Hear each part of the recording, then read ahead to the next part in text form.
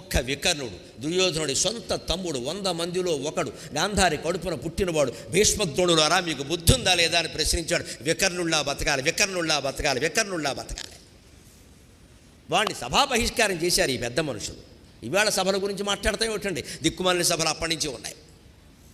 సభా బహిష్కారం చేస్తారు కానీ వాడి మాటల్లో ధర్మం ఉందని గమనించలేదే ఒక్కడు కూడా. దుర్యోధనుడు తమ్ముడు అండి, వాడు సొంత తమ్ముడు.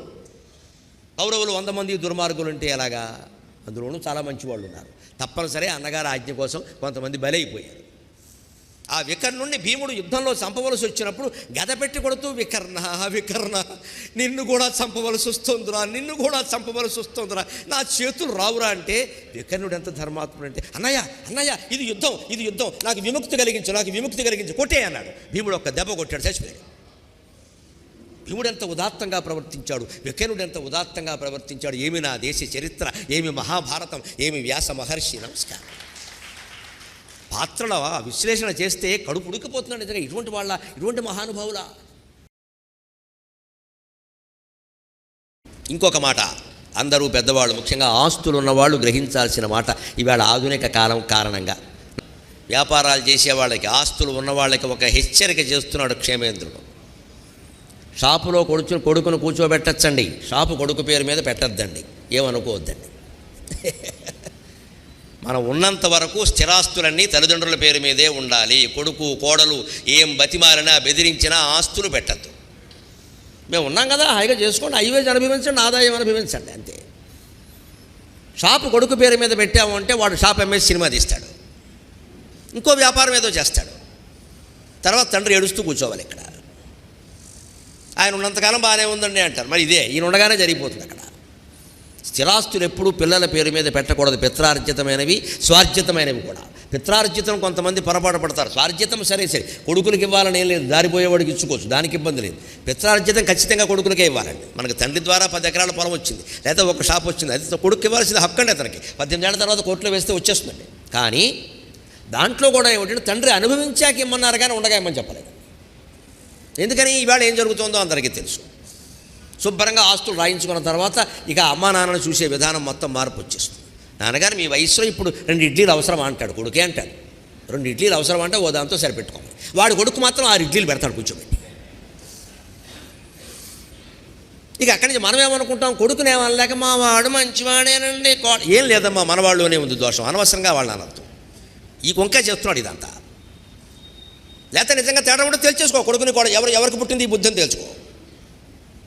ఒకవేళ కోడలు ఈ మాట ఎందుకు ఊరుకున్నావరా చెప్పకుండా, తండ్రికి అన్నం పెట్టవరా నువ్వు, అది చెప్తే మాకు పెట్ట మనస్తావా, నిలబెట్టి అడగాలి. హక్కు ఉందండి తల్లిదండ్రులకి, నిలబెట్టి అడగాలి. ఇద్దరండి కూర్చోండి, ఇక్కడ ఏం చేస్తున్నారు, ఇక్కడ మేము కనకపోతే మీరెవరు, మేము ఆస్తులు ఇవ్వకపోతే మీరెవరు ఇక్కడ అని గట్టిగా మాట్లాడాలమ్మా.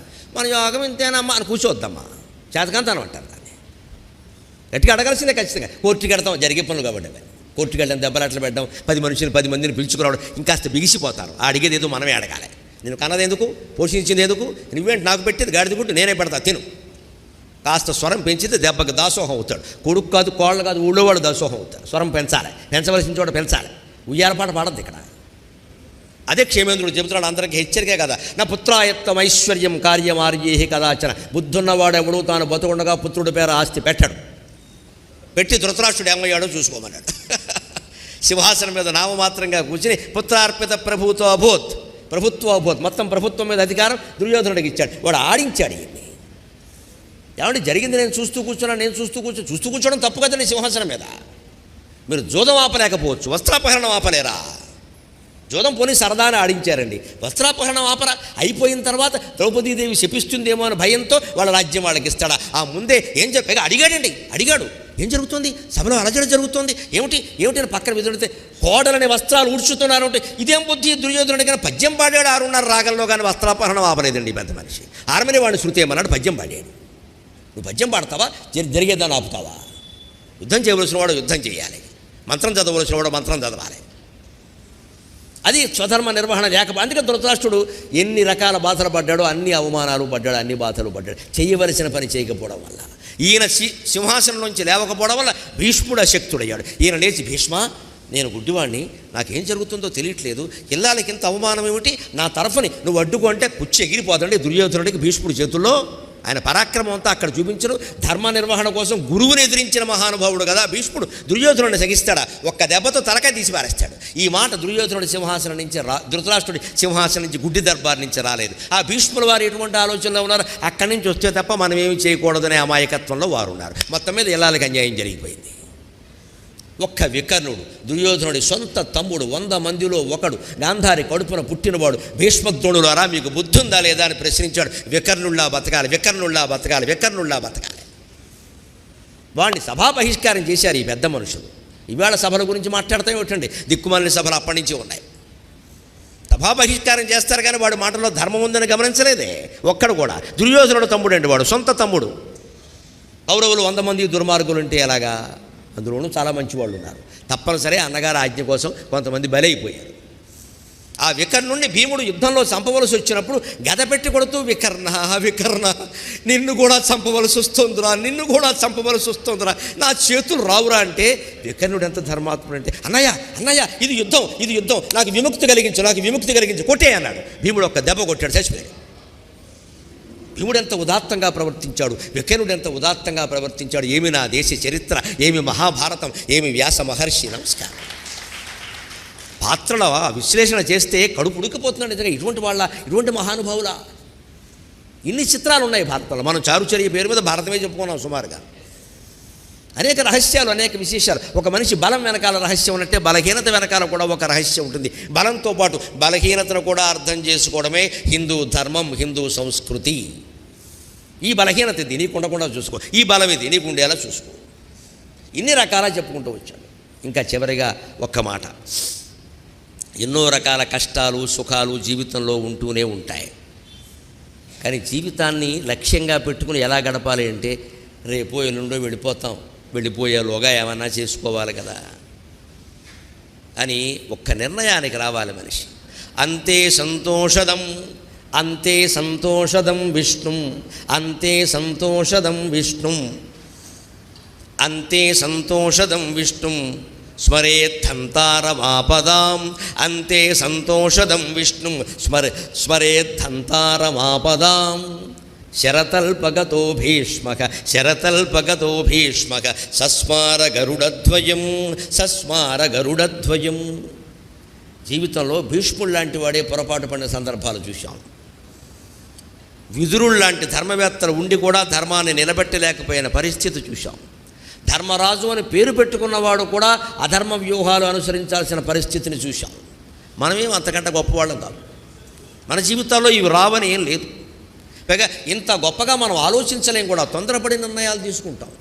మరి వీటికి పరిష్కారం ఏమిటి? క్షేమేంద్రుడు చెబుతున్నాడు చివరిగా. అండి మా వృత్తులు, మా వ్యవసాయం అండి, మా వ్యాపారం అండి, మా ఉద్యోగం అండి, లేకపోతే చచ్చిపోతున్నామండి ఇంట్లో పిల్లలతో చాకరీ చేయలేక, పిల్లల చదువులు సరిపోతున్నాయండి జీవితాంతం, ఇక ఇందులో మాకు మోక్షం గురించిన చింత ఎక్కడ ఆలోచన అంటే క్షేమేంద్రుడు ఉపాయం చెబుతున్నాడు. త్రివర్గ సాధనా భూప బభూవు సగరాదయ. సగరుడు, హరిశ్చంద్రుడు, కార్తవీర్యార్జునుడు, రామచంద్రమూర్తి ఇలాంటి చక్రవర్తులందరూ చేశారా మోక్షం కోసం ప్రయత్నం. నీకు సమయం లేదా? అంతకంటే బిజీగా ఉన్నావా? దేశాన్ని పాలించిన చక్రవర్తుల కంటే మనం ఏమైనా బిజీగా ఉన్నామండి? ఇవాళ అందరూ మనం బిజీగా ఉన్నది ఒకే ఒక దుర్వ్యసనంలో. స్మార్ట్ ఫోన్ చెవి దగ్గర పెట్టుకుని రాత్రి వరకు తీయం, అదే బిజీ మంది. ఒకడు ఆపేస్తే ఇంకోటితో మొదలెడతాం. ఇక్కడ ఇంతకంటే బిజీ ఏం లేదండి. ఈ ఫోన్ తగ్గిస్తే అన్నిటికీ దొరుకుతాయి. అందుకే పుస్తకాల మీద ఆధారపడాలి, మనుషులతో మాట్లాడాలి, మానవ సంబంధాలు వృద్ధి చేసుకోవాలి. ఫోన్ మాట్లాడడం ఎంత తగ్గిస్తే అంత మంచిది, అప్పుడు మనకు సమయం దొరుకుతుంది.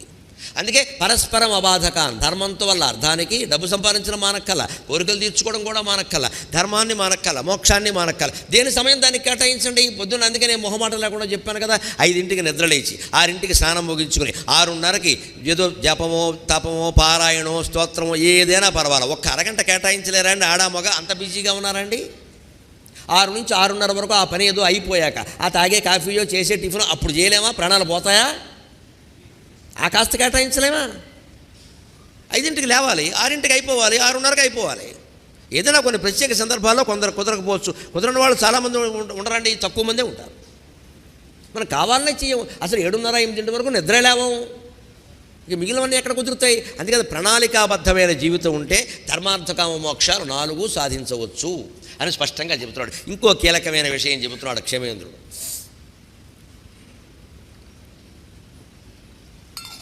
ఇవాళ సాఫ్ట్వేర్ ఉద్యోగాల్లో ఉన్న వాళ్ళకి ఉడుదుడుకుల ఉద్యోగాల్లో ఉన్న వాళ్ళందరికీ ఇది వర్తిస్తుంది.